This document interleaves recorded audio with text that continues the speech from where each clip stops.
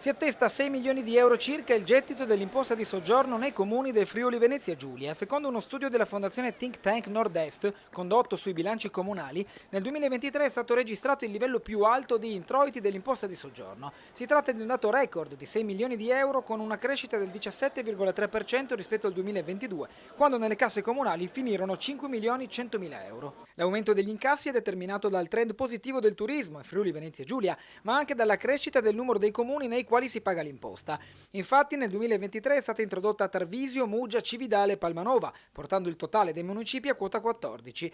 Trieste, sempre riferendosi al 2023, è il comune con il maggior gettito con 2 milioni 148 mila euro, in crescita del 27,1% rispetto all'anno precedente. La performance del capoluogo ha determinato il sorpasso nei confronti di Lignano, che ha comunque evidenziato un aumento degli introiti dell'1,8% sul 2022, incrementando in totale 2 milioni 136 mila euro.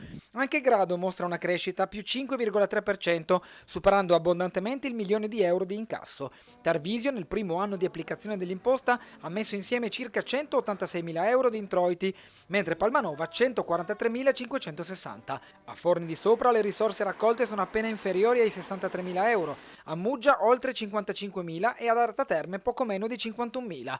Per quanto riguarda il gettito 2024, secondo le cifre riportate nei bilanci di previsione, si stima un incasso di quasi 5 milioni 800 mila euro. Tuttavia, spiega la Fondazione, in fase di rendiconto si potrebbero superare i 6 milioni, perché i comuni indicano spesso importi prudenziali nei bilanci preventivi. I proventi maggiori interessano Lignano e Trieste con 2 milioni di euro di introiti, mentre a Grado la previsione è di 1 milione. Tarvisio dovrebbe incassare 210 mila euro, Aquileia 145 mila, Forni di Sopra e Muggia 80 mila, Cividale poco più di 70 mila euro. Importi più contenuti riguardano gli altri comuni che hanno introdotto l'imposta: 46 mila euro preventivati a Palmanova, 35 mila ad Arta Terme, 33 mila a Forni Avoltri, 30 mila a Sutrio, 24 mila a Ravascletto e 23 mila euro a Sauris.